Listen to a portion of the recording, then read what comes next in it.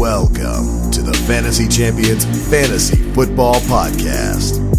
Here's your host, Morgan Colby and Rick Lemon.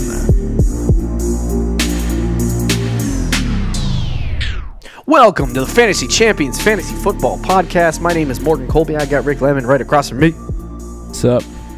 It is Wednesday, November 13th, 2019. You ready for the show, boss? You know it. Swag. Today we got booms and busts from week 10. We got trade targets for the last time this year. The last time? Yeah, last time. Last time we do trade targets. A lot of people's trade deadlines are today. Holy cow. Yeah, I mean, make some deals. Not today, but like this week. This week, yeah. Make some deals. Make some deals. We also will break down some weekly matchups. Before we get straight into the booms and busts for week 10, check out our website at thefantasychampions.com. Follow us on Twitter at the FFChamps, on Instagram at thefantasychampions. Like us on Facebook at facebook.com/thefantasychampions. Subscribe wherever you listen. Be sure to click the bell on YouTube for notifications. Leave a review wherever you're listening currently right now. Pause the podcast. Leave a review. Welcome back. Welcome back from leaving. Welcome back. Welcome back. Share this podcast with your friends. Let's get right into the booms and the busts. And we'll start with the quarterbacks. Okay. Once again, Lamar Jackson Baller. is just losing his mind. The guy has been absolutely insane. He is currently, I told you this before we recorded, he is currently on pace to outscore Mahomes last year. That is freaking insane. That's, yeah. Mahomes did it mostly on passing metrics, granted. Yeah. Obviously, Mahomes is a better quarterback, but Lamar Jackson is probably, he might actually be a better fantasy quarterback than Patrick Mahomes, purely because he knows how to friggin' rush the football. So his 33 points, is he matchup proof or is he not? I want to say no, but we saw what he did against the Pats. I think that was the game that turned it for me. Yeah, that was what turned it for me, too. He was having some bad games and some good games. I mean, this week against Cincinnati. Patriots do historically struggle against running quarterbacks.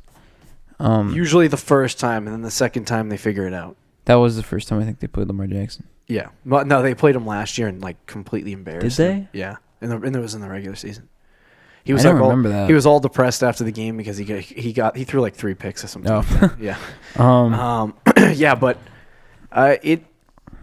he does have like about as matchup proof as you can get. Is he so home against like the 49ers? I think we'll see. Even against the Rams will be a tough game. So he has, and then the Bills. Yeah. He does have some tough games left, but I think like I would start him in every single one of those games. Yeah, there's not a game that I wouldn't start Lamar Jackson rest of the season. If you can, for your deadline, make it happen. Trade for Lamar Jackson because you're not going to. I'm realizing, I don't like drafting quarterbacks early because I believe the core structure of your team should be built elsewhere. Especially through the draft, yes. Especially through the draft. But if you have the possibility or the ability to go out and acquire a Lamar Jackson, a Deshaun Watson, a Patrick Mahomes, somebody who's going to get you 25 fantasy points a game at quarterback, it does you wonders as a fantasy football owner. I believe in streaming. I believe in making sure there is. Would you rather have a super built team and try to stream quarterbacks though, or have like a really really good quarterback and then have kind of like an team? I would rather have a super built team and stream quarterbacks. Yeah. I thought you were going to say, would you rather stream quarterbacks or have a quarterbach? I would rather have a quarterback, so I don't have to think Well, yeah. I mean, of course, if you have Lamar Jackson or lazy. Patrick Mahomes or Deshaun Watson. Yeah. But I mean, Lamar has been absolutely incredible. He has been doing your fantasy team wonders, and he probably has helped you win a couple of games, too. Yeah. The second guy, Daniel Jones. 30 points. 30 fantasy points. That came out of nowhere, huh? Yeah, literally every time Daniel Jones ever plays. It's really odd with Daniel Jones. Every time you think he's like, look at Daniel Jones is on the map. He just, had his debut against the Buccaneers and went off. You should start him next week. And then he was out. He has a great 13. matchup. And then home against the Redskins, 13 points. And then, he's just so weird. And then home against the Cardinals, he had 11. I think everyone at that point was officially done with him. And then he had 32 against Detroit. people were like, okay. Then he gets 12 against the Cowboys, and it's like, no, he's not a fantasy option. And then he gets 30 against the Jets. So I think he's got a bright future, but I don't want him anywhere near my fantasy team. It's cute that he gets 30 points. Is he a streaming option? Week 15, home against the Dolphins. No. Okay. You know what's what? Maybe. Yes. Yeah, probably. He is.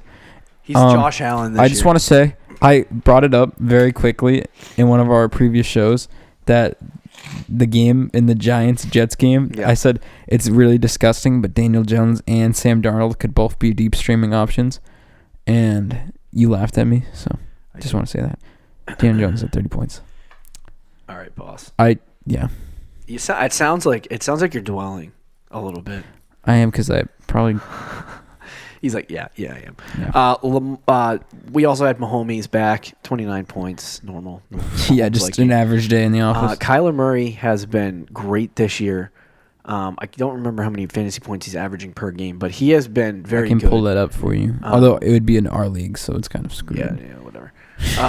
But he's at 27 points this week against Tampa Bay, who you're pretty safe if you play a quarterback against Tampa at this point. But Kyler Murray just has an absolutely incredible day with 27 fantasy points. So he's becoming next year he's going to be very good, I think. Oh, yeah. But he's even I think he's a top 12 either that or he's right going to be Baker Mayfield. Oh, yeah, that's true. That's very true. Dak Prescott has 26.9 fantasy points against God, who are they? The Vikings. The Vikings, thank you. Against Minnesota Vikings team, who has a very good defense. Dak Prescott has consistently finished with 20 or more fantasy points this year. I think he only had 2 games where he didn't have 20 fantasy points, yet he's still ranked at 7, 8, or 9 rest of season in Fantasy Pros. Should he be ranked in the top 5, or is he just a quarterback who's benefiting from easy matchups? I mean, I think both can kind of be true. See, the problem with his rest of the season is his schedule. But if he goes ham rest of the season on the schedule, he probably ends up being a top 5 quarterback. Oh yeah, because he's 4 right now. Yeah, but I could see him being like 5 or 6 probably. I think that's where he'll be. He's painful to watch because Dallas's offense always blows in the first quarter. It's so true. Like the first half, you start him. And then it's like the first half you're sitting there watching him, and you're like, "Oh no, what did I do? Why did I start?" And then the second trash half, time points. Second half, he goes off and has a really great second half, and all of a sudden he has 25 fantasy points. You're like, "Okay, that didn't feel very good though." I wasn't. Zeke does the exact same thing though. It takes him. It takes him. Just the Cowboys. All of the game, the full football game. I just want to say, as someone who hasn't owned a Cowboys player in about 4 years, yeah. Even though they're good, be blessed. Yeah, I don't like when players do nothing until the fourth quarter. I think it's just Jason Garrett, and I'm going to blame the coaching staff. So anyway, Josh Allen had 25 points. Sam Darnold had 21 points. He was actually a pretty good streaming option if you had him against New York Giants. Yeah. You have Jameis Winston with 20 fantasy points this week. He had a decent day. Another decent day for Jameis Winston. Was he pick happy? I have no idea. I don't remember.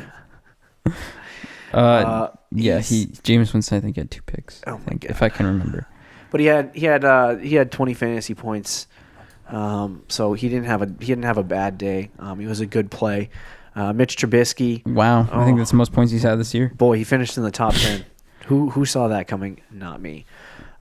This doesn't mean anything. Don't pick up Trubisky. There are going to be people who are going to be like, Trubisky's back, baby. No, he had 19.7 fantasy points. He's not back. And then Kirk Cousins had 19.3 against the Dallas Cowboys. Can we just say Jeff Driscoll, 18 points? Oh, while Matt Stafford was out. Whoa, you know what? He started a lot last year when Andy Dalton was hurt. Maybe he's the... They should have kept him. He's the heir apparent to Andy Dalton. What is happening right now? That just goes to show you that Detroit Lions offense. They just throw guys in there and they play well, I guess. Yeah. That's and then Baker. Without Jeff freaking Driscoll, Baker would have been a top 12 quarterback, and we all would have felt really good about it. But no, he's still a QB2. Yep. 17 fantasy points. Let's talk about some busts. Did you? Okay, so I wanted to note this because I saw his name. Did you hear what happened with Blake Bortles? Yeah, he came in for one snap. And yeah, Do you want to know that wasn't because Jared Goff was hurt? It wasn't? No, they brought him in to run a special play for Blake Bortles. Oh my! It was a 4th down, wasn't it? They asked him about it. They were like, "Was Jared Goff hurt? What happened?" He said, "No, that wasn't part of the plan. We wanted to have him run it right up the middle on 3rd down." Okay. He fumbled the snap too. He did? Yeah. What a clown. Well, I don't think it was no. I'm pretty sure it was a drawn up run play. If I can remember it correctly, because I was watching the game live. You got to be more like LeBron, bro. Yeah, sorry. Just recite the entire game. The center snapped the ball, and Blake Bortles was not paying attention. So it was either his fault or the offensive line's fault, whoever it was. And he fumbled it, picked it up, faked the handoff to Todd Gurley, and then ran and got stuffed. And got a yard, but it wasn't enough. That's so Sanchez-like. It was. Yeah, I just wanted to note that. But he did say that it was a specifically drawn up play for Blake Bortles to run it because he wanted to, quote, get more runners involved. Wow, that's... Come on, dude. You can't be that stupid. That's so dumb. You can't expect people to play. NFL coaches, sometimes I think they really think that NFL fans... No, some of them are really dumb. But that analysts and fans are really that stupid. Like, they give us this, line of crap. And I'm like, you put him in there for some stupid reason. I don't know why. But don't tell me that it was to run up the middle. When has Blake Bortles been somebody who can run the football right up the middle and get a first down? Apparently now, I guess. Oh, can't you just own that as, I was an idiot? Yeah. I was trying to confuse the defense. You're... All right. Crazy. Can we get into some busts? Because there's some guys. Drew Brees, I want to talk about. Yeah. Who killed me in my PPR league. Oh my God. He's against the Falcons at home, right? That should be an easy 20 points for Drew Brees. Nope. Absolutely blue chunks. Had, 10 points? Yep. It was 11. Okay. 11.5. Yeah, he friggin' choked. Yeah. And then, once again, Aaron Rodgers, not the... You know what this means? This means next week he's going to score 40. Who, Drew Brees or Rodgers? Aaron Rodgers. He's on a bye. He's still going to score 40. Rodgers has been the most, it's so funny. He's the most predictable quarterback in the league. If you go through each of his games, when he has a good matchup, he'll do good. When he has a bad matchup, he'll do bad. It's that simple. Picture perfect. Wow. His last 2 weeks, he had 10 and 13 against the 6th defense and the 10th defense against quarterbacks. And then his 3 good weeks in a row was against the Chiefs, Raiders, and Lions, who ranked 27th, 28th, and 22nd. You know what I can't wait for? What? 7 months of offseason talk about how Aaron Rodgers is predictable, but he had good matchups and bad matchups. I can't wait to see the splits, the home road splits. Oh, boy. I actually I don't have Aaron Rodgers in any of my leagues, but I would love to have him. Just because you know when to stream a quarterback and you know when you don't have to. Yeah, he had 10 points. And then Jared Goff. Jared Goff had 5 points, but that's predictable. # Road Goff. Yeah, but 5, Road Goff, if he get Road Goff should get 13, 14 and be that's predictable. He blew. Yeah. But 5 in our league, he had 3. That's gross. He lost me. He lost me one of my weeks see, this you week keep too. You keep doing that thing where you start Jared Goff. I have to in every week because it's a 2-quarterback league. He's like, I lost the league. Oh boy, let's move on to running backs. We'll talk about some running backs. Derrick Henry, in half PPR leagues, was the number 1 scoring running back. Your favorite RB. Yeah, there we go. Choo choo. So you know what? He has you take away the 2 big games he had, and he's been absolute trash. Yeah, but you say trash. He still gets 13 a week. What are you talking about? He gets 8 or 9. Well, let me see. In half PPR? It doesn't really, I don't think it really matters. 28, 16, 11, 11, 11, 13, 3, 17, 6, 23, 32. You say the other numbers really quietly, though. 3 and 6. That's 2 bad weeks, though. He hasn't been bad. He's had 10 plus. I still wouldn't draft him in the 4th round. I mean, at this point, I probably would. All right, whatever. He had 32 points. Dalvin Cook had 27 normal game. Yep. Aaron Jones has been a monster. punching the ball in. Just so many touchdowns. So many touchdowns, 14 on the season. McCaffrey. You have McCaffrey with 23 at a Is normal. Melvin Gordon officially back? You asked that last week. I told you on the last show I like trends. I want to see two more. Not two more. I want to see one more game. You said that last week. I want to see. Well, he didn't have 2 good games in a row. Yeah, he did. He had 23 last week and 19 this week. Oh, see, everything happened in 4 days, so I got confused. Oh, yeah, that's true. Anyway, yeah, I'll say he's back. I still wouldn't put him in the top 7. Okay. Probably like 9 or 10 is where I'd rank him. But anyway, Ronald Jones, mother of heaven. They finally started Ronald Jones, and what happened? He had 14. 18 fantasy points. It was still he had like 14 carries for 28 yards or something like that. but he had 6 receptions though, and was involved in the passing game. Ronald. Which is surprising because everyone said that Ronald Jones couldn't pass catch. He's got to figure it out on the ground, man. This guy. Well, no, he does. It's just like I don't know. It's so weird because some weeks he does. Bruce and Arians other is weeks he the doesn't. only coach in NFL history that has gotten David Johnson the ability to run for more than 4.5 yards a carry. Look who's the number 9 ranked running back this week. A waiver wire pickup. If Freeman is out. Number 10, you mean? No, number 9. It's Brian Hill, bro. What website are you looking at? I'm on Standard. I apologize. Half PPR. Half PPR, yeah. So Le'Veon Bell was number 9. Yeah. We had Josh Jacobs 17, Joe Mixon 16, Le'Veon Bell. My God, can we talk about Joe Mixon for a second? I mean, Josh Jacobs for a second. Oh, I love Josh Jacobs. Another one. Every week he goes up the. Am I crazy to say rankings. rest of the season might be in my top 5? No, I would say that he's like top 7. The problem with Josh Jacobs, I keep wanting to say Joe Mixon. The problem with Josh Jacobs is that he can pass catch, but they don't get him involved. I think he had much. He had 5 targets, 3 receptions, so that's not bad. Oh, that's a lot better than what I was. Yeah, that actually is I think that's best significantly better. Yeah, it's the most targets he's had all season. If he keeps doing that, he's a top 5 running back. I would say he's like 5th, but yeah. And his schedule: Bengals, Jets, Chiefs, Titans, Jaguars, but Chargers, who are 25th against running backs. Right. He doesn't have a bad matchup. My concern is that there is a situation where Josh Jacobs has done really good and then has a good matchup, and then he just gets 7 points. He hasn't, but if you look at he's only had 2 bad matchups all year, and he wasn't good in either of those games. But that's it. His schedule is super easy. Right. Joe Mixon had 16 fantasy points. The return. Is he alive? Is he like Frankenstein brought back to life? I don't really think so. He's no. That Bengals offense is so bad. He's not he's a flex week to week. Yeah.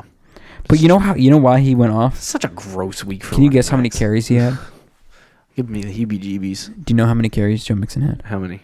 Take a guess. I'm gonna say 7. He had 30. Holy mother of God. He had 30 carries. So what did they were like, oh, we're losing by 49. We'll just run the football. And 30? 30 carries. How many rushing yards did he have? 114. So that's 3.8. Oh, my word. So they were just like, we need to get Joe Mixon 100 yards today. Yeah. The strategy of getting him in a rhythm. He hadn't had works. 20 carries yet this season before that. That's crazy. That is very Sean McVay system-esque. Yeah. With Todd Gurley back in the day, 25, 26, 27 I'm pretty carries. sure Bernard got hurt in that game too. So he was the only guy. Let's just run it 30 times. Yeah. Wait, how many points were you down by in the first quarter? 21? All right, let's just run We the give ball. up. We give up. Let's just end the game. Joe Mixon, you get to run the ball the whole time.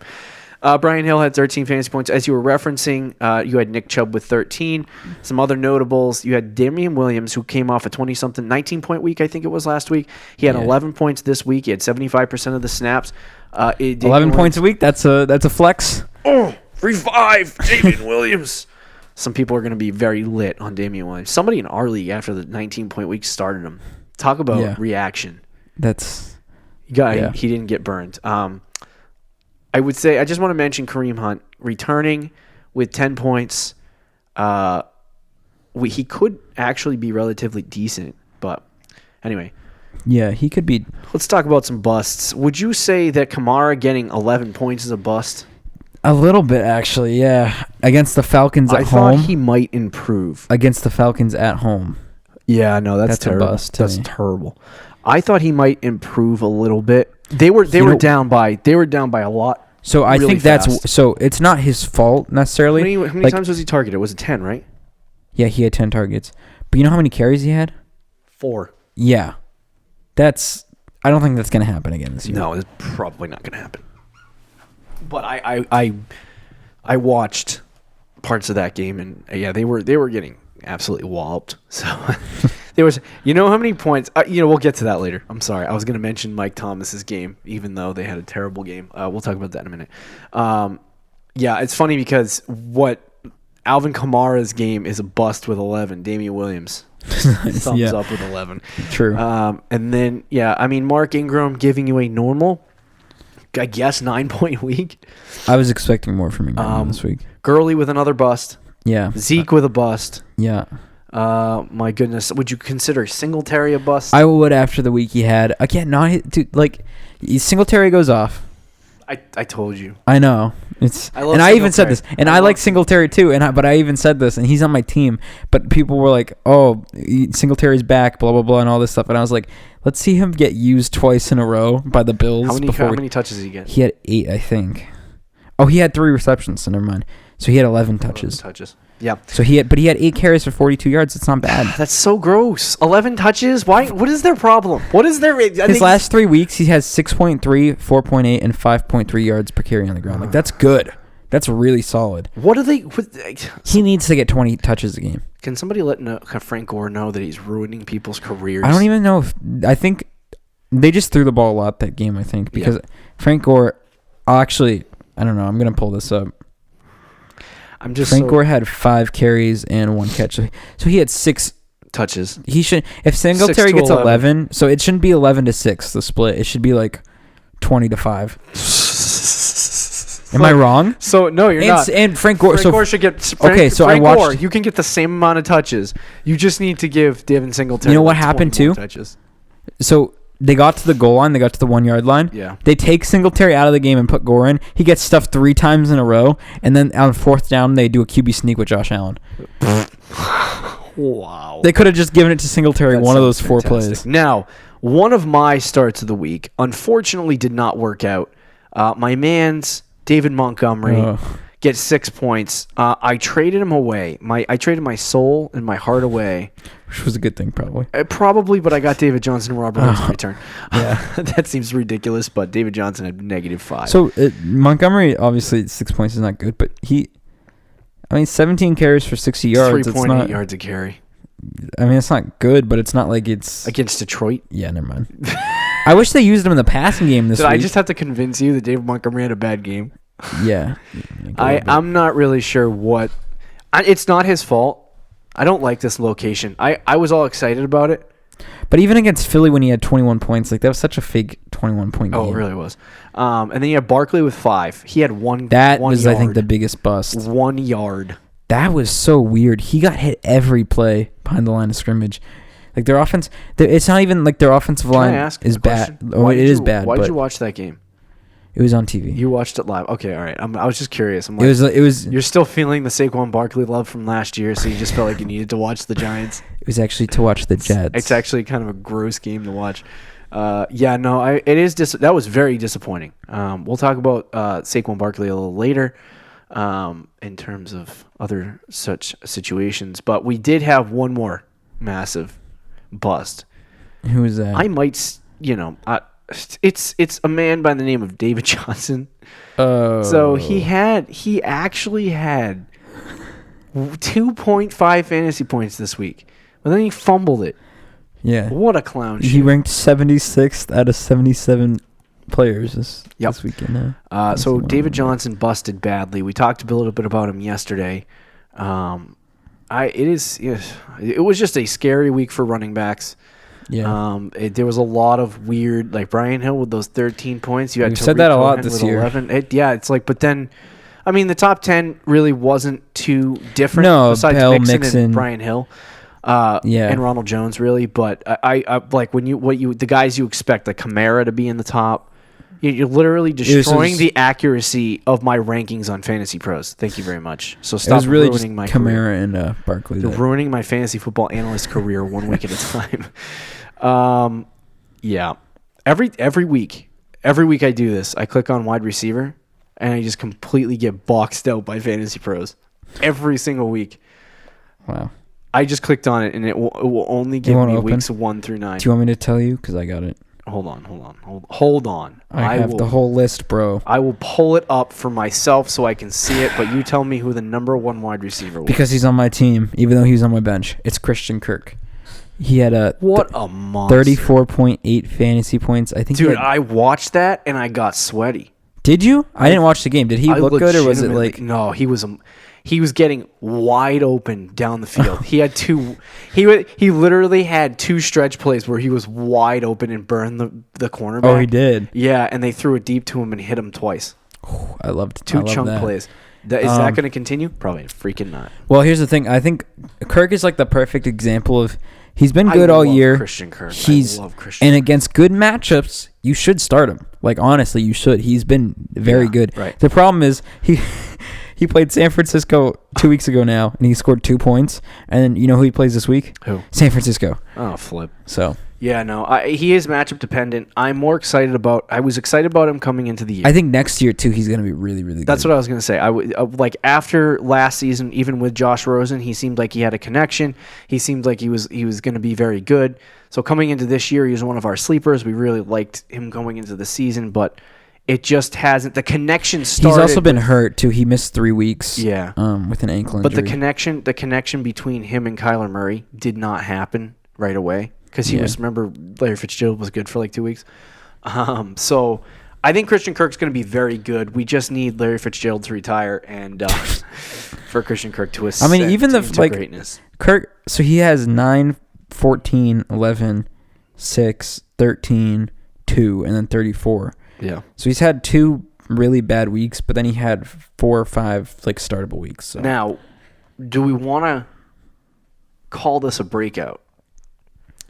Like after that, I really do want to call it a breakout, but he's gonna. I think he's gonna blow this week against the 49ers. I'm gonna say Larry Fitzgerald. Larry Fitzgerald is gonna face LA. He's gonna get Jalen Ramsey. I think he probably. Roby Coleman will probably be on Christian Kirk. Honestly, he's got Pittsburgh, Cleveland. I'm not scared Seattle. of Pittsburgh, Cleveland, or Seattle for Kirk. Okay. I would be a little bit of the Rams, but those other 3 weeks, I think you could start him. Yeah, I mean, if you need him. Start him. Unfortunately, here's the problem: is that he's got that week 12 bye. He's got 11. That week 11 horrible matchup against San Francisco. But then after that, there's no more bye weeks. So to me, it's like, what are you actually going to use him for unless you're desperate for a flex late in the season? No, that's true. So I mean, I'm not telling you to get rid of him, but if he does start breaking out, you'll know by week 15. Yeah. So the next guy on our list is on the list is Darius Slayton. We talked about him yesterday, waiver wire pickup. Hopefully you got him. 29 fantasy points. I don't know what to expect from him moving forward. If Evan Ingram does miss more time, I would say Slayton is a very, very good ad. Yeah. And you got a great player. Who does he play this week? Ooh, I do not know I do not keep track of the Giants' schedule. Week. Okay. Bye week. So I believe we said that last week. Oh, yeah, we did. Yesterday. Yeah. Anyway, Hill had 27 points. He's been a monster the last couple weeks. I love Tyreek Hill. 19 targets. He's been crazy good. Top 3. Amari top Cooper 4. has been, too. People sleep on Cooper. Have you watched him play? I don't watch a lot of He is Cowboys. a monster. Oh, I know. I love Amari Cooper. Dude, I was trying to draft him. He literally had, I think it was on 4 different plays yesterday or on Sunday. He had 4 different plays where he tapped his toes on the sidelines. Yeah, no, Amari Cooper's a freaking beast. I wanted him so bad at the draft, and somebody else took him one spot before my pick, and I ended up taking Melvin Gordon instead. There was a touchdown catch he had in the game on Sunday where he leaned over and he literally put his feet on the edge of the sidelines, leaned over and caught a pass that Dak Prescott purposely threw out of bounds to keep it away from the corner. And he caught it, and I watched it, and I was like, I really wanted that touchdown, Dak. And then I watched the replay, and I'm like, how did he keep his feet in bounds? Yeah. It did not look like it live. It was so fast. He's a top 5 fantasy. He's very, very good. And so if you take out the one game that he got hurt in, and so he played the first quarter and didn't play the rest of the game, so that shouldn't even count anyway. You said one bus game? Yeah, if you take that out, he's 19, 12, 23, 7, 34, 13, 16, 26. He's averaging I would say he's averaging over 20 points a game. Yeah, if you would take that out, he actually would be 1.8. averaging 20. Maybe around which is 19. ridiculous. That's like Michael Thomas level. But then maybe we see the true Amari Cooper soon, because those games he had 1, 2, 3, 4, 5, 6 easy matchups, and then I guess you could say Washington and Miami also are easy matchups. The one hard game that he had that was extremely hard was the number 9 matchup against Green Bay, but he had 34 points that game. Torched them. He has Detroit, which is that's probably going to be a good game. New England, Buffalo, Chicago, Los Angeles, which is Jalen Ramsey. It's like 4 straight bad games, and then he has a awesome game against Philly in Week 16. If there's any time for him to throw some bust games out there, it would be, I would say, against Buffalo and New England. Those are the 2 games that I would be concerned about. Even in LA, yeah. But I keep looking at everyone's schedule, and all the top players have these like crap schedules at the end of the season. Drives me crazy. But Amari Cooper, obviously very good, top 3 wide receiver right now. Who's the next guy? Another top 3 receiver, Michael Thomas, with 21 points this week. Can I just complain about the NFL.com fantasy app? Okay. I do not want to be sponsored by it at all because you're trash. That's me. I got that off my chest. I would take it. Just froze for like 5 minutes. Me trying to hit a button. Anyway, Golden Tate had 21. I'm going to tell you not to expect this more from Golden Tate as much as you want to. I said to start. Golden Tate was my start of the week receiver. Yep. He had a great matchup, but I agree. For the next couple weeks at least. Mike Thomas has been an absolute friggin' monster. Yeah. 21 fantasy points this week against Atlanta. They had a bad game, and yet Mike Thomas. I think he had. I want to pull up. Did you know there was another Mike Thomas that played this week? Was it really? I mean, I feel like Mike Thomas is a pretty common name. I don't even know what team it was. I forgot. But his name is literally Mike Thomas. And I was like, that's pretty funny. I hope this guy works out because we'd all be so confused. Yeah. He had 13 catches for 152 yards. Michael Thomas. Yeah, that's crazy. Jarvis Landry, 20 fantasy points. Randall Cobb had a great week. Interesting. 19 fantasy points. He was absolutely destroying the Minnesota wide receiver cornerbacks in that game when I was watching. It was weird. Jamison Crowder had 16. Hey. And we had Hardman with 16. DJ Moore. He had 16. We had that was a good game from DJ Moore. 16-point game from. We are down into the wide receiver 2s, and we got some 16-point games. Oh yeah, no, the depth. Yeah, let's talk about some busts for the week. Julio with 9. Is that a bust or is that a good game? I have Julio, and for me, it's not a good game, but I didn't really care that he had 9. Okay. But in some leagues, you might have wanted like 20 out of him, so it depends on your situation if you had Julio. Now, if Stefan Diggs is another bust with 6 points. He has been, talk about a roller coaster. Well, isn't it always a roller coaster with Mr. Diggs? It's never this bad, though. Yeah, that's true. He's always been kind of inconsistent, but this is like... I think it's matchups, to be honest with you, but I'm not sure. That could be it, because if you look at his last 2 weeks, he has 2 and 6 points. Yeah. But against the Chiefs actually rank 6th against receivers, which is weird. But right. And then the Cowboys rank 2nd, so it is kind of matchups. We got Juju with another 5-point game. This is just so unfortunate. I don't want Juju on the Pittsburgh Steelers anymore. He's so good in the slot. I wish there was a team that he's a great player, but he's not going to. Yeah, I just don't. I don't see much upside for him rest of the season. If you're still like starting him, like I just coming into this year, if you told me that Juju Smith-Schuster through 10 weeks of the NFL season would be the wide receiver 38, I would have laughed at you. Oh yeah, that's so bad. We also didn't think Ben Roethlisberger was going to be out though. Yeah, that's true. I don't think there was much. No, would you consider? Adams had a good game. I'm sorry. Yeah, there's literally no one else. Is Sammy Watkins with 7 a bust? Probably not. No. Is Calvin Ridley with 6 points a bust? No, because he's so up and down that I really don't expect him. See, when Sanu got traded, I think a bust is somebody that you expect to. Yeah, but when Sanu got out, or when they traded you expected Sanu, him to be good. I thought Calvin Ridley would become like a top 12 fantasy receiver, right? Or up there, but he just hasn't. Yeah. Let's talk about some tight end booms and busts for week 10 and Fantasy Pros. What is up, dude? Dude, I still have it. Do you want me to read it off again? No, I got it. Are you sure? Yeah, I'm positive. We had Mark Andrews, who made a comeback. I said don't start Mark Andrews. You said don't start Mark Andrews. There was probably a lot of people pissed off. Yeah. And I would be pissed off, too. Hey, look. Now, how many freaking targets do you have? Oh, I can pull that up. Of course, we could go through all my starts and sits. Yeah. And I got most of them right. And then the one you get wrong is the one that you're going to get chewed out about. Yep, it's true. That's just how it is. Mark Andrews had 8 targets. Yeah, 8 targets. That's actually really good. That's good. I'm just like, where is this going to continue? Every time. It's so random. It is at this point. The Bengals actually had a terrible defense against tight ends, right. And he had 20 points. We had Kyle Rudolph, who had 17. That came out of nowhere a little bit. Kelsey, yeah, he had 2 with touchdowns. Mahomes back, 17 points. Can you expect that every week? No. Really? 17 points every week for Travis Kelce. He didn't even do that last year.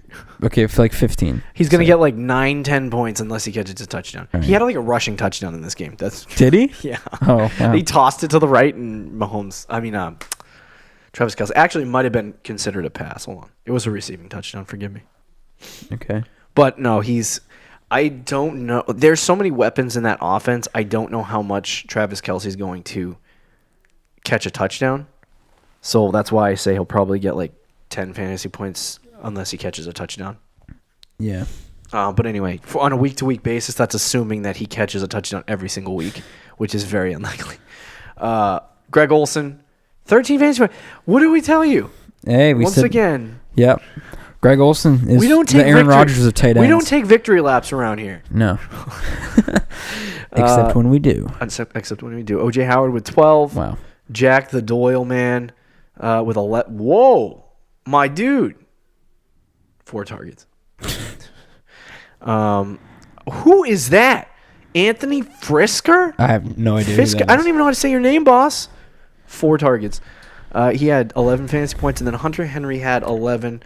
Let's talk about some busts really quick. The only real bust, I think. Waller. Yeah, the Walrus. You know what? Thursday Night Football, I'll take it away. If he has another bad game, I might. Are you panicking? I might panic and jump off a bridge. I might freak out. Yeah, that might be extreme, but yeah, a little bit. Outside of that, there's not really a lot of busts. Tight ends have been slightly more consistent this year. I know, or at least this week. Slightly, yeah, unless it's this week.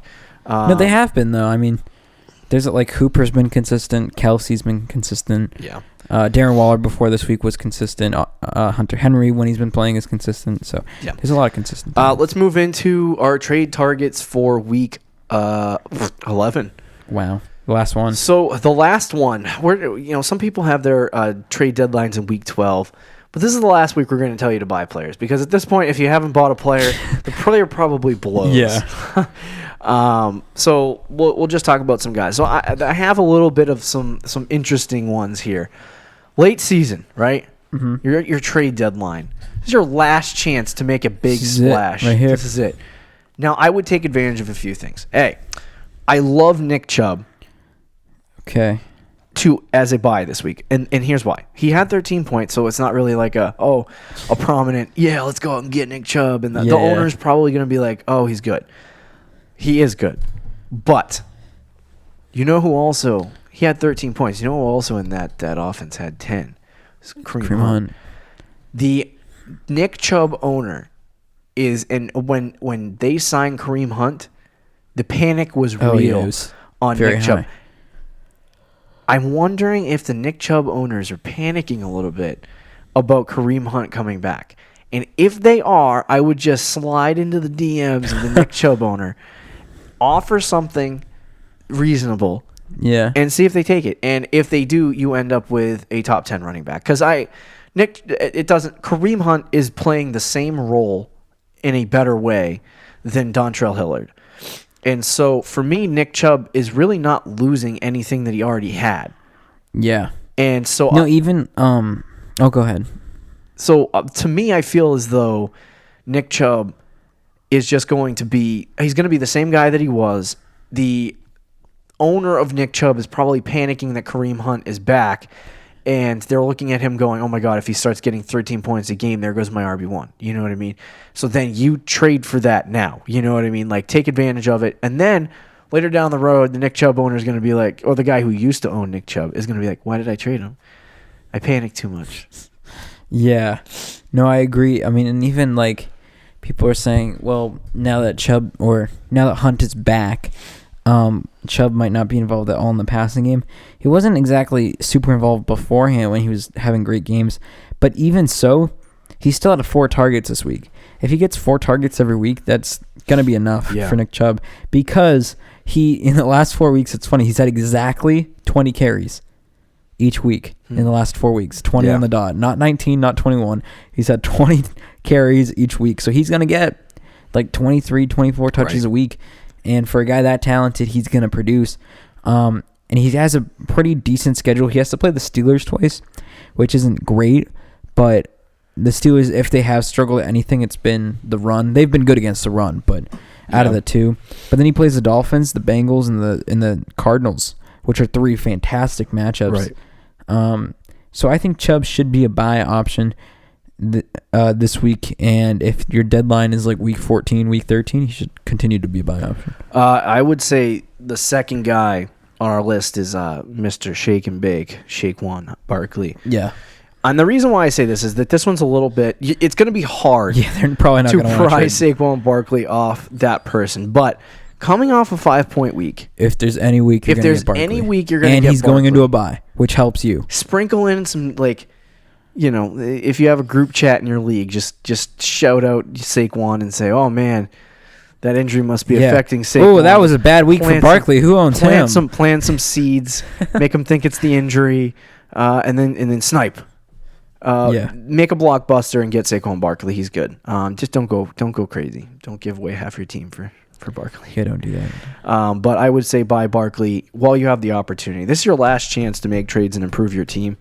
And it's going to be, a lot of people are like, I just want to buy Barkley. That doesn't seem like a good one. Obviously, we want to buy Barkley. The owner's not going to sell him. Like, yeah, we get it. We're just telling you, now is your best opportunity if you wanted to. I would sell a lot for Barkley right now. Yeah, I would sell a lot for Barkley too. But this is your opportunity, because next week he's going to be good and he's going to go back to normal. Or the week after, because he's on a bye. Or the week after, because he's on a bye. And then the final guy is, he was a guy that was on our list, I think, the past 2 weeks, is Christopher Godwin. Okay. The only reason why I say Chris Godwin is on this list still is because right now he's getting targeted in average in the last 3 games that you would consider bad games, 9, 10, 10, right? Mm-hmm. In those last 3 games, he's averaging 10 targets a game. Yeah. So it was 9.99, but I rounded up. But he's basically averaging 10 targets a game. So he's still getting targeted. The thing that I've noticed is that the accuracy for Jameis Winston has dropped off a little bit, because the catch rate for Chris Godwin has dropped. Accuracy dropped off for Winston? But Chris Godwin is getting targeted 1.5. I think it's 1.5 times per game in the red zone. Yeah. He gets enough opportunity in that offense that he's going to get 10 points. And then when he catches a touchdown, it's 16. You know what I mean? So I find him a great buy opportunity. And it's not like the Buccaneers are still going to throw the ball like 40-plus times. I mean, 54, 43, 44, and 48 are the pass attempts that Jameis Winston's had the last 4 weeks. Yeah. So they're going to throw the ball a lot each week, and if they do that, Godwin's going to get 10-plus targets every week. It's clear that Mike Evans is the number 1 receiver. Not just we knew he is the number 1 receiver on the Buccaneers. But in terms of fantasy football, who the better receiver was between Chris Godwin and Mike Evans, right now, fantasy football production-wise, Mike Evans is clearly the number 1 guy. But Chris Godwin is still good. He's still good. He's still like anybody that gets targeted 10 times a game and gets you 10 to 12 points without touchdowns is a spectacular player to own. So and then if he does have a breakout in the second half of the season similar to what he did in the first half, you're going to have a very, very good wide receiver rest of the season. So I would buy him now. Can I throw one quickly sure. in the mix? Josh Jacobs, he was on our list last week too. Yeah. But if you haven't tried to trade for him, I'm so high on Josh Jacobs right now. Right. Not only because I like him and he's going to get a lot of opportunity, but his schedule is also easy as crap the rest of the season. So I would try to trade for Josh Jacobs if you can. Right. let's move into our weekly matchup breakdown. We'll try to get to as many as we possibly can, but let's start with the Steelers and the Browns. This is a game that looked really cool before the season started. The NFL is like, oh, my money maker. Oh, Steelers Browns. This is going to be a fantastic Thursday night game. Battle for the AFC North. Yeah, that didn't work out the way they wanted it. So we got Mason Rudolph and we got Baker Mayfield. Both are nowhere near your starting lineups in terms of quarterbacks, so let's not worry about that. Let's move to Nick Chubb. Nick Chubb and Kareem Hunt. Now, Nick Chubb is an obvious start against Pittsburgh, but with Kareem Hunt getting 10 points in the last game, is he worthy against Pittsburgh of a flex option when you're talking about how many times if he targeted? 8 to 10 times? If you have a bye this week, which you probably still do because buys are still going on right now. So if you do have a bye, I think Kareem Hunt could be a good flex this week. Yeah, and I would say, yeah, you could probably flex him and start him. With James Conner, I don't know yet. Yeah. We're not really fully sure yet if he's going to play, if he's not going to play. You'll find out today in terms of practicing what he's able to do. But right now, if James Conner goes, he's a start. He's a start. If not, obviously he's not. Do you like Jalen Samuels against Cleveland? It's so, like, Jalen Samuels has been just people are like, oh, now that James Conner is injured, make sure you start Jalen Samuels every week because he's going to be a beast because James Conner's out. He's going to get all the work. Right. He hasn't been good.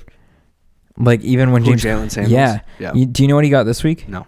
So with James Conner out, I told people to bench him. Yeah, he had 14 carries for 29 yards and 3 catches for 11. Wow. So he had five and a half fantasy points. Yeah. So they obviously went to Deontay Johnson. I still, if James Conner is out though, he still has to be considered a flex option. Mason Rudolph literally checks his phone. Okay, fantasy experts are telling them to start Jalen Samuels and Juju Smith-Schuster. Okay, so let's throw it to Deontay Johnson and James Washington the whole time. Honestly, all the Steelers players, I probably wouldn't want in fantasy except James Conner. Yeah.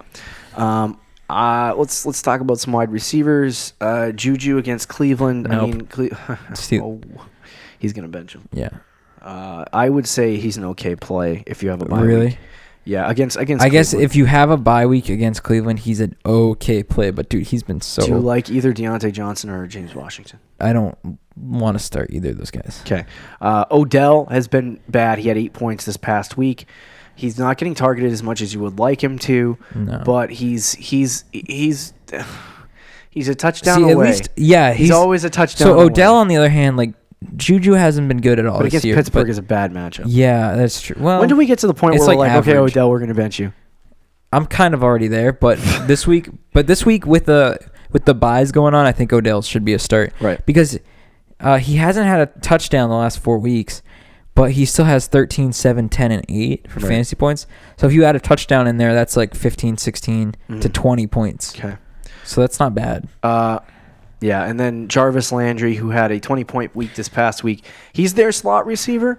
And if Kareem Hunt does open up things across the middle a little bit because they have to pull guys away, I'm okay with starting Jarvis Landry. He's not a bad play. But again, he's like, to me, I'm only starting him if other guys are on a bye. Although he's actually had a good season overall. What about Old McDonald? No. Okay, there's your Thursday night. There is your Thursday night football game. The over-under is 40 points, so it doesn't seem like it's terrible. a high-scoring game. But let's talk about the Falcons at the Panthers. It's a 50-point over-under. This should be a relatively interesting matchup. We got Kyle Allen for the Panthers, and we have Matty Ice for the Falcons. Wow, I am having a hard time with my mental state. So Matt Ryan start. Kyle Allen, do you want to start him against Atlanta? Actually, against Atlanta at home isn't a bad if he's on your waiver wire, he's not a bad streaming option. But I'm a huge fan. I'm not going out of my way to start Kyle Allen. Start McCaffrey. Obviously. Devonta Freeman, I would anticipate he's going to miss time. Okay. There is no timetable right now, so I'm not really sure. He might play next week. He might not play next week. If he does not play, Brian Hill against Carolina is a tough matchup. Yeah, but if you need him. But if you need him in your flex, then he had 23 touches, so it might be a gross play. DJ Moore has been very good this year. I think he's a good start. He is a good start. Curtis Samuel against Atlanta. I mean, hey, him and then Greg Olsen might be good plays. Honestly, Greg Olsen might be a decent play. Yeah. Julio Jones is a start. Calvin Ridley against Carolina, I would probably, unless you need him, I'd probably sit him. Yep. And then Hooper being probably, out is not a good situation. I don't know who they're back. I think it's whoever it is, it's Luke not worth the Stalker. start. Luke Stalker. Sky Stalker. Yeah, Luke Stalker. I think that's his name. I'm not entirely sure. I'm gonna get made fun of, but Okay. yeah. Is there anyone else you want to talk about? No, I think that's it for that game. Cowboys at Lions, 49-point over under. We got Dallas with my man's Dak Prescott. Do you think Dak is going to have a good game against Detroit this week? I would say yes. This is the last week for you Cowboys fans. Cowboys fantasy owners. Cooper's a great start. Zeke, Dak, all of it. Love it. Yeah, all of them are great starts. If Stafford comes back, is he a decent play? Not against Detroit. Against Dallas, you mean? I'm sorry, against Dallas. I'm sorry. Yeah. Yeah. That's what I meant to say. Oh, boy. Yeah. I mean, I think Stafford is not a bad play in general. Dallas has been kind of middle of the pack in terms of giving up fantasy points to quarterbacks. I would expect this game to be relatively high scoring if Stafford is in it. So I would say if Stafford plays, you could probably make the argument of playing him. Ty Johnson against Dallas is not a... Ty Johnson he's hurt. I'm sorry. Yeah. J.D. McKissick, no. And then as far as the other side, obviously you're starting Cooper. What about Michael Gallup and Randall Cobb? Randall Cobb had a good week. Michael Gallup... I think both those guys could be decent plays, flex options. And honestly, I think J.D. McKissick, if you need somebody... I don't think so. Not against Dallas. You said it, though, to me, that he's a better pass catcher anyway. So if Stafford plays and they're going to be trailing in the game... I'm just saying, I'm not going out of my way to start him or anything like that. But like, if you have a bye, you need somebody. There's probably other guys out there. Yeah, there probably is, but he's not terrible. If you aren't already, you probably should start Kenny Golladay and Marvin Jones automatically. Shout out to the people who asked me about Amendola this week. I don't want to answer that question anymore. Hawk against the Dallas Cowboys. Yes, no, maybe. Probably not. Jason Witten against the Detroit Lions. Yes, Probably no, not. maybe. I would say he's a decent stream if you need him.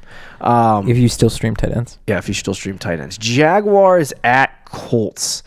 The valiant return of my man's Nick Folk. I mean, there I go. I did it. Nick, dude, you're like falling asleep over there. I am falling asleep. Nick Foles. Nick Foles. I said Nick Folk. This is ridiculous. Nick Foles, no, him going up against the Indianapolis Colts. It's not a great matchup. It's like very average, but more slightly below average. Yeah. What about if I don't know how long Brissett's out, but if Hoyer plays, he's not a good matchup against Jackson. No, Hoyer. I mean, you're not starting Hoyer no matter who he plays, but yeah. If Brissett plays, he could be a decent option, but I'm not crazy about it. I'm having a hard time finding the Jaguars roster right now.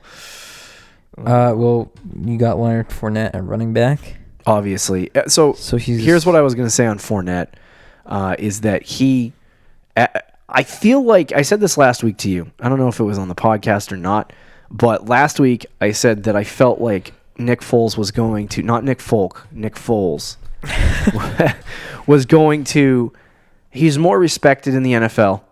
And defenses will try to compensate for what Nick Foles does, which is not a lot, but they'll try to compensate for it. So that I feel like is going to open up the box a little bit.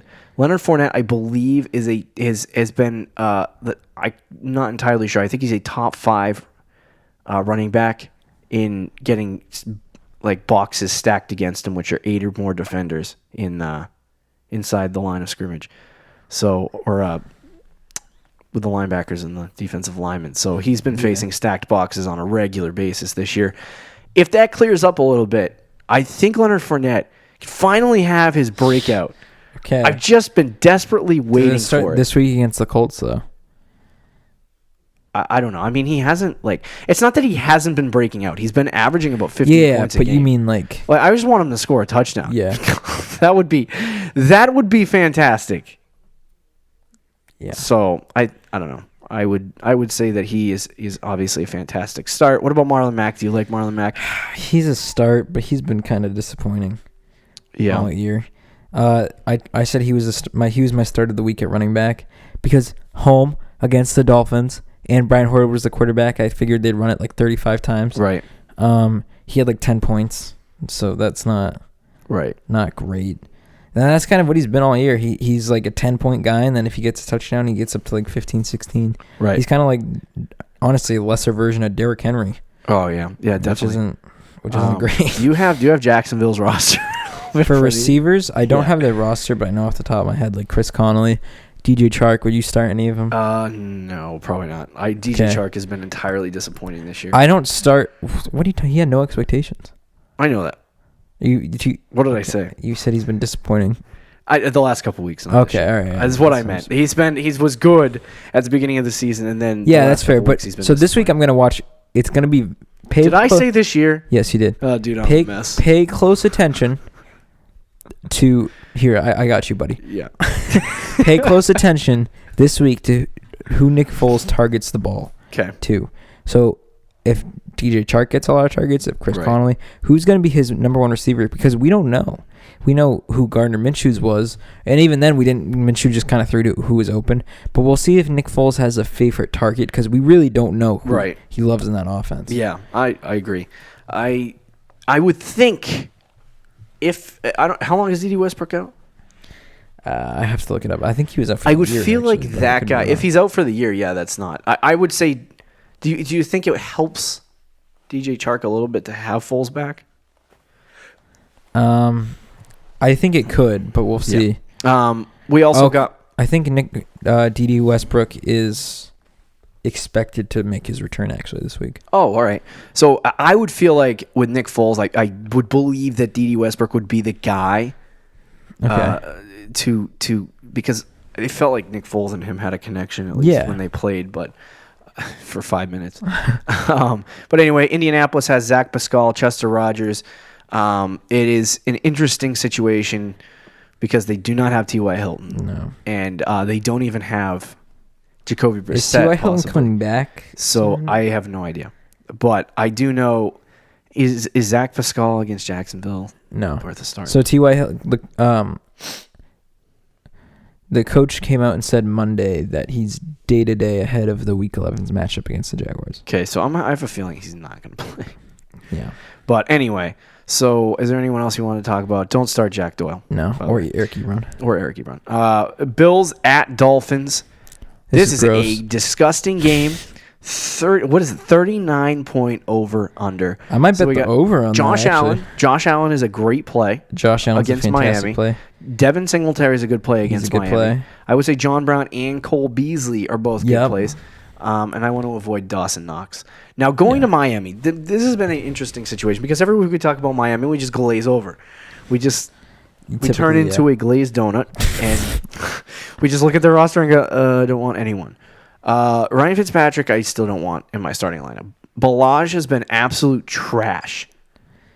Yeah. There is this okay, so I don't know if you ever heard of this guy, Myles Gaskins. I have never heard that name before. So he was a rookie running back that everyone in the dynasty community was fawning over this offseason. He was drafted by the Miami Dolphins. He's been the fourth running back on the roster for quite some time. And now, I don't even know what round he was drafted in. Maybe he was an undrafted How is he the agent. fourth running back on the roster? I have no idea. But anyway, with what's his name? Kalen Balaj? No, not Kalen Balaj. The other guy who's suspended. The guy who got, Mark Walton, who got suspended. With Kalen Balaj in and completely blowing, do you think Myles Gaskin gets any chance of playing? I guess, but No. I'm not even talking about starting. I just wanted to throw Myles Gaskin. Yeah, he could because just keep an eye on him because this might be somebody that we're talking about on the waiver wire next week and feel gross about. Kalen Balaj had 24 touches. Yeah. So you think 24 touches for any player? You know what? For a running back should be like a pretty good week, right? Right. He had 6 points, fantasy points on 24 touches. Wow, that's like fantasy point per opportunity is like 0.3. He had 2.2 yards per carry. Oh boy. Yeah. So Balaj is just no. Okay, the only guy I'd start for the Dolphins. Parker. Yeah, I would start him. No, I wouldn't even start him against Buffalo. if you need to with the buys, I probably would. Yeah, that's gross. But that's it. I didn't know if there's anyone else you wanted to talk about in that game. No, I think that's it. We are overtime, so let's end this podcast. That'll do it for this episode of the Fantasy Champions Fantasy Football Podcast. Be sure to listen tomorrow as we break down more matchups and discuss our starts and sits for the week. Don't forget to check out our website, thefantasychampions.com. Follow us on Twitter and Instagram, all that good stuff. Talk tomorrow, Fantasy Champs. Peace out. Thank you for listening to the Fantasy Champions Podcast. Make sure you subscribe on iTunes and YouTube and follow us on Twitter @TheFFChamps.